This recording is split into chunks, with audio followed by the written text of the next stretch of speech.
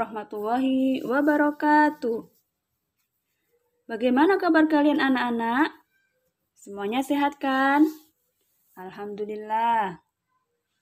Semoga selalu dalam lindungan Allah Subhanahu wa Ta'ala. Tetap semangat ya, rajin belajar, rajin ibadah. Kali ini kita akan belajar ilmu pengetahuan alam dalam materi adaptasi tumbuhan dan hewan. Sebelum kita lanjutkan materi IPA kali ini, ayo berdoa dulu. Angkat tangan kalian dan baca ya doanya. Amin. Ya Rabbal Alamin. Anak-anak, apakah kalian tahu apa adaptasi itu? Adaptasi adalah proses penyesuaian makhluk hidup terhadap lingkungannya. Makhluk hidup dapat beradaptasi terhadap lingkungannya dengan memiliki ciri khusus yang terdapat pada tubuh masing-masing. Adaptasi pada tumbuhan. Ada 3 jenis adaptasi pada tumbuhan.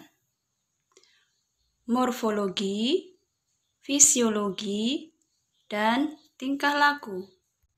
Adaptasi morfologi pada tumbuhan ada 3 jenisnya juga. Higrofit, hidrofit, dan xerofit. Tumbuhan higrofit hidup di tempat lembab. Bagian tubuhnya terdiri dari akar, batang, dan daun. Contohnya pada tumbuhan pakis dan lumut. Tumbuhan hidrofit hidup di tempat yang berair. Contohnya cattail, eceng gondok, dan kangkung sawah. Tumbuhan xerofit hidup di lingkungan kering dan tandus atau di daerah yang sedikit air seperti gurun pasir. Contohnya pada tumbuhan kaktus dan kurma. Adaptasi fisiologi pada tumbuhan terdapat pada Venus flytrap, bunga matahari, dan Rafflesia arnoldi. Venus flytrap bisa menangkap serangga untuk diambil nitrogennya. Bunga matahari mengeluarkan bau sedap yang mengundang serangga untuk membantu penyerbukan. Rafflesia arnoldi mengeluarkan bau busuk yang mengundang serangga untuk dijadikan makanannya. Adaptasi pada tumbuhan yang ketiga adalah adaptasi tingkah laku. Merupakan penyesuaian tingkah laku makhluk hidup terhadap lingkungan. Contoh adaptasi tingkah laku pada tumbuhan jati, putri malu, dan jagung. Pohon jati pada musim kemarau meranggas atau menggugurkan daunnya untuk mengurangi penguapan. Putri malu mengatupkan atau menguncupkan daunnya saat mendapat rangsangan atau sentuhan. Sedang pada jagung, menggulungkan daunnya saat udara sangat panas. Bagaimana anak-anak? Unik-unik kan cara adaptasi tumbuhan? Kita lanjutkan ya pada adaptasi hewan. Jenis-jenis adaptasi pada hewan sama dengan jenis-jenis adaptasi pada tumbuhan. Ada adaptasi fisiologi, adaptasi tingkah laku, dan adaptasi morfologi. Adaptasi fisiologi merupakan kesesuaian fungsi kerja alat-alat tubuh suatu hewan terhadap keadaan lingkungan. Adaptasi fisiologi dilakukan oleh contoh beberapa hewan berikut ini. Kelelawar memiliki kemampuan ekolokasi untuk memperkirakan jarak terbang dan mendeteksi mangsa. Hewan herbivora menghasilkan enzim selulosa untuk mencerna serat-serat tumbuhan. Ikan laut banyak minum dan menghasilkan urin yang pekat. Adaptasi tingkah laku pada hewan merupakan kegiatan atau tingkah laku hewan yang menyesuaikan dengan kondisi lingkungan untuk membantunya bertahan hidup.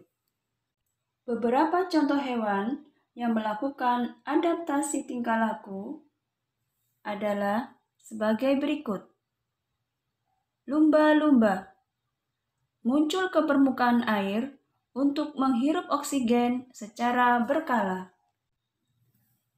Beruang kutub melakukan hibernasi atau tidur lama pada musim dingin untuk menghemat energi.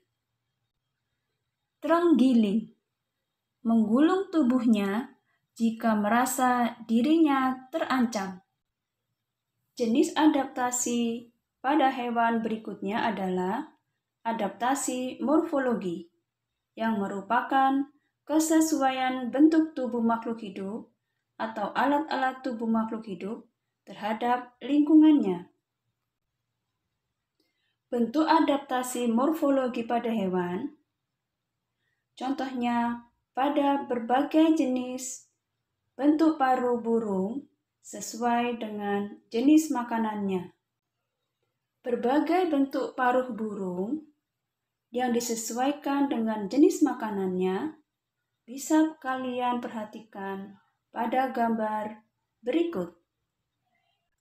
Ada bentuk paruh tipe pemakan daging, tipe penghisap madu, tipe pemakan biji, tipe pemakan ikan, dan tipe pemakan serangga.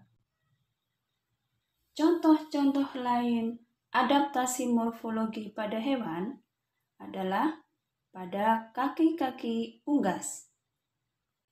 Ayo, coba perhatikan gambar ini. Contoh adaptasi morfologi lain pada hewan adalah pada berbagai jenis kaki unggas.